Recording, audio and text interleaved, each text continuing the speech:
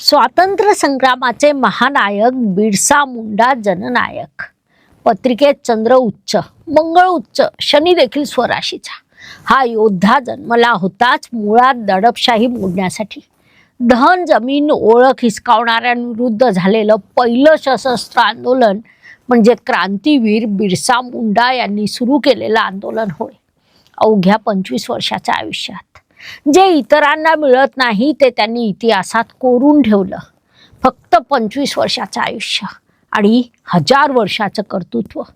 कोण होतं हे बिरसा मुंडा की ज्यांच्या नावाने इंग्रजांची झोप उडाली होती? तर आदिवासी समाजासाठी त्यांना साक्षात ईश्वराचं रूप म्हणता येईल. जमिनीसाठी, जंगलासाठी आयुष्य पणाला लावणारा योद्धा म्हणजे बिरसा मुंडा होय. त्यांच्याविषयी इतक्यातच वाचायला मिळालं. लोकांनी त्यांना जननायक ही पदवी दिली होती. इतिहास, आपली संस्कृती या गोष्टीची आवड आहेच. स्वातंत्र्याचा लढा, क्रांतिकारक यांच्याविषयी वाचनाची देखील मला प्रचंड आवड आहे. त्याच माध्यमातून मला बिरसा मुंडा यांच्याविषयी वाचायला मिळालं आणि माझी झोप उडाली. 25 वर्षाचा मुलगा आणि त्याचं कर्तृत्व वाचताना अंगावर काटे येत होते. नमस्कार, मी ॲस्ट्रोगुरू डॉक्टर ज्योती जोशी सर्व ज्योतिषप्रेमी आणि अभ्यासकांचं मनपूर्वक स्वागत करते. आज आपण एका महान, कर्तृत्ववान आणि क्रांतिकारक अशा व्यक्तिमत्वाच्या पत्रिकेचं विश्लेषण करणार आहोत. ते व्यक्तिमत्व म्हणजे क्रांतिकारक बिरसा मुंडा हे होय. हे नाव अनेकांनी ऐकलेलं असेल, अनेकांनी त्यांचं कार्य देखील माहिती असेल. मात्र त्यांच्या पत्रिकेत असे कोणते ग्रहयोग होते की ज्या बळावर ते इतक्या कमी वयात इतकं मोठं कर्तृत्व गाजवू शकले, इतिहासाला आपली दखल घ्यायला लावू शकले? हे आपण आज ज्योतिषशास्त्राच्या दृष्टिकोनातून समजून घेणार आहोत. म्हणून आजच्या भागाला शेवटपर्यंत बघा.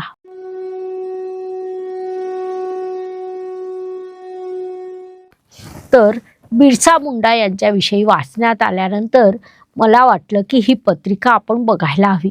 मी लगेचच गुगलची मदत घेतली, त्यांची जन्मतारीख शोधली, पत्रिका मांडली आणि ती पत्रिका माझ्याशी नॉनस्टॉप बोलत गेली.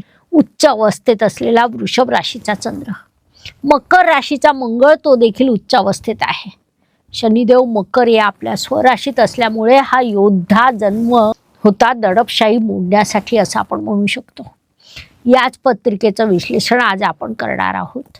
भारतातील स्वातंत्र्य संग्राम केवळ तलवारीने नाही तर सत्य, विश्वास आणि जमिनीवर असलेल्या नात्यांसोबत लढला गेला आहे. या सर्वात एक तेजस्वी दीप होता तो म्हणजे आदिवासींचं श्रद्धास्थान, विद्रोहाचं प्रेरणास्थान बिरसा मुंडा. मुळात त्यांचा जन्मच एक उद्देश घेऊन झालेला होता आणि तो उद्देश त्यांची पत्रिका स्पष्ट दाखवत आहे. ही वृषभ राशीची पत्रिका आहे, म्हणजे यात चंद्र उच्चीचा आहे. यावरून त्यांचं व्यक्तिमत्व अत्यंत आकर्षक असावं असं आपण म्हणू शकतो. पृथ्वी तत्वाची रास असल्यामुळे त्यांची नाळ जमिनीशी जोडली गेली होती. ते जेव्हा कुठल्याही कामासाठी उभे राहायचे तेव्हा त्यांच्या मागे आदिवासी बांधव मोठ्या जोशाने उभे राहायचे. इतकेच नव्हे तर आदिवासी बांधवांनी त्यांना देव म्हणून मान्यता दिली होती. त्यांचं स्वतःचं व्यक्तिमत्व अत्यंत आकर्षक होतं. भावना आणि लोकांच्या वेदना समजण्याची देणगी त्यांच्याकडे नैसर्गिक होती. वृषभ राशीमुळे संवेदनशीलता त्यांच्यात होती, त्यांच्या स्वभावात प्रेमळता होती. या पत्रिकेच्या भाग्यस्थानात मकर राशीचा उच्च मंगळ विराजमान आहे. जसं आपल्याला माहिती आहे की मंगळाला ग्रहाचा सेनापती म्हटलं जातं. त्यामुळे बिरसा मुंडा हे लढवय्या किंवा योद्धा म्हणून जन्माला आलेले होते. त्यांची रणनीती उत्तम होती. रणनीतीला आजच्या भाषेत गोरिला रणनीती असं म्हटलं जातं, जी त्या काळातील परिस्थितीला धरून अत्यंत उत्तम होती. आदिवासींना त्यांनी शस्त्र चालवायला शिकवलं, धनुष्य बाण तयार करून त्याचा वापर करायला शिकवलं. वेळ प्रसंगी युद्धनीती, डावपेच वापरले. हे सर्व त्यांना मकर राशीतील उच्च मंगळामुळे जमलं. याशिवाय त्यांच्या पत्रिकेत भाग्यस्थानात भाग्येश शनिदेव देखील स्वतःच्याच राशीत विराजमान आहे. कर्माचे कारक असलेले शनिदेव भाग्यस्थानात स्वराशीचे असल्यामुळे कर्मालाच त्यांनी आपला धर्म मानला. अन्यायाविरुद्ध तीव्र लढा दिला आणि सामान्य जनतेची शक्ती देखील त्यांच्या मागे खंबीरपणे उभी राहिली. ज्योतिष नियमानुसार सामान्य जनतेचं सहकार्य आपण पत्रिकेतील चतुर्थ स्थान आणि शनिदेवांची स्थिती यावरून बघतो.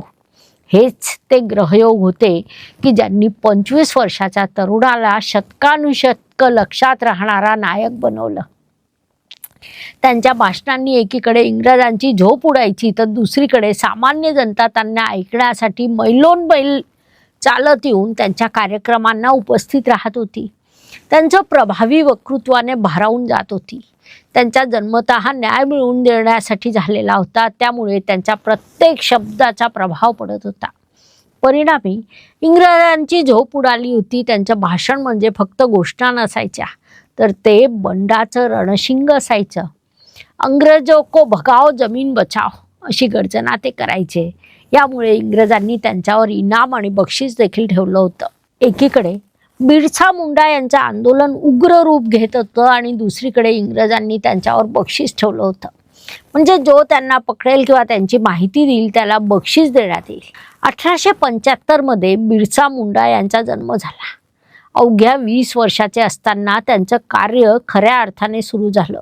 20 वर्षाच्या मुलाला इंग्रजांनी भडकाऊ भाषणासाठी कारावासाची शिक्षा जाहीर केली, ज्यामुळे बाहेर प्रचंड मोठं लोक आंदोलन उभं राहिलं. परिणामी इंग्रजांना त्यांना सोडावं लागलं. जंगल आमचं, जमीन आमची, आम्हीच मालक. जमिनीच्या हक्कासाठी त्यांनी चळवळ सुरू केली. लगान बंद करो हे आंदोलन देखील सुरू केलं. विशेष बाब म्हणजे जडीबुटीने लोकांना आरोग्य बरं करणं, लोकांच्या वेदना दूर करणं हे देखील त्यांचं कार्य होतं. त्यामुळेच लोकांनी त्यांना देव मानलं होतं. धरती आबा म्हणजेच भूमीचा पिता मानलं होतं. बिरसा मुंडा यांचे प्रमुख शत्रू म्हणजे इंग्रज आणि मिशनरी होय. धर्म, जमीन आणि संस्कृती संपवण्याचा या दोघांचा प्रयत्न होता आणि म्हणून त्यांच्या विरुद्ध बिरसा मुंडा यांचं आंदोलन पुढे वाढतच गेलं. इंग्रज अधिकारी म्हणायचे, तो तरुण नाही तर तो क्रांती आहे. त्याच्या पत्रिकेतील मकर राशीचे शनिदेव आणि उच्चीचा मंगळ हे लढ्यासाठी, त्याच्या अस्तित्वासाठी कारण होतं. इंग्रजांना त्यांच्या विरुद्ध आरोप सिद्ध करता आले नाहीत. लोकांचा आक्रोश वाढत गेला. त्यांना पाहण्यासाठी गर्दीवर गर्दी व्हायची. पत्रिकेत शनिदेव प्रबळ असल्यामुळे हजारो लोक त्यांच्या पाठीशी डोंगरासारखी उभी होती. हे जरी सर्व खरी असलं तरी कोणतीही पत्रिका पूर्णपणे शुभ किंवा पूर्णपणे अशुभ असू शकत नाही. पत्रिकेत जसं शुभयोग असतात तसे काही अशुभ योग देखील असतात, जे बिरसा मुंडा यांच्या पत्रिकेत देखील होते. त्यांच्या पत्रिकेत बंधन योग होता, फसवणुकीचा योग होता, चंद्राच्या 64व्या नवमांशात अल्पायू योग देखील होता. इंग्रज सरकार त्यांना घाबरलं होतं आणि या ज्वालेचा शेवट तलवारीने करता येणार नाही ही जाणीव त्यांना झालेली होती. तेव्हा त्यांनी हळूहळू विष देऊन त्यांचा अंत केला. बिरसा मुंडा यांच्या शरीराचा जरी अंत झाला तरी कर्तृत्वाचा अंत होऊ शकला नाही. अवघ्या 25 वर्षात त्यांनी अमरत्व प्राप्त केलं. भविष्यातील मोठ्या व तीव्र स्वातंत्र्य संग्रामाची ज्योत तिथे पेटवली गेली. ज्योतिषशास्त्रानुसार बिरसा मुंडा यांच्या पत्रिकेचा विचार केला असता उच्च चंद्रामुळे लोकांमध्ये त्यांच्या प्रती आकर्षण होतं. भावनिक संबंध होते, ज्यामुळे त्यांना देवत्वाची मान्यता मिळाली.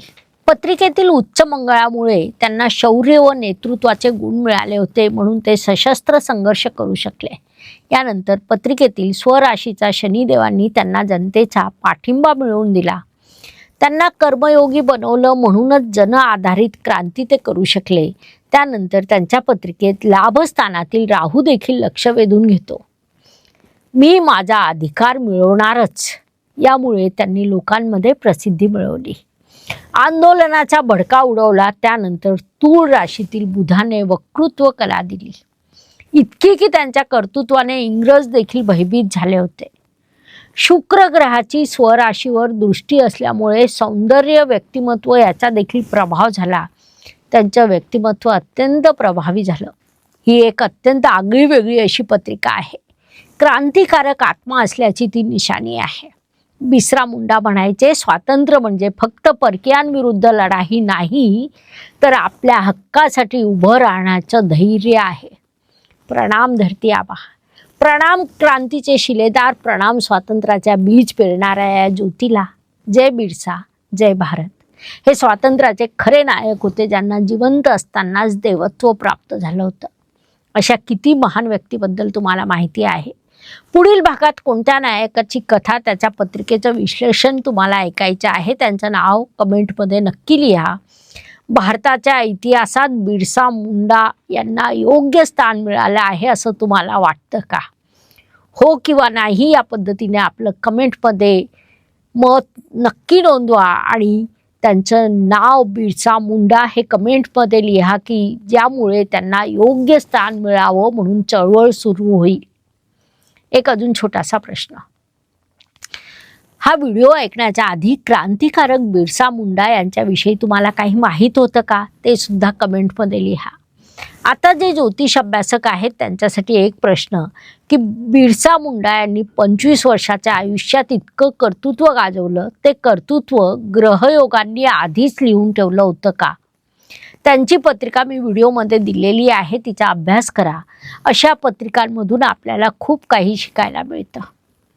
अशा प्रकारे बिरसा मुंडा यांच्या पत्रिकेचं विश्लेषण करण्यासाठी एवढी माहिती पुरेशी आहे. आता आपण थांबूया.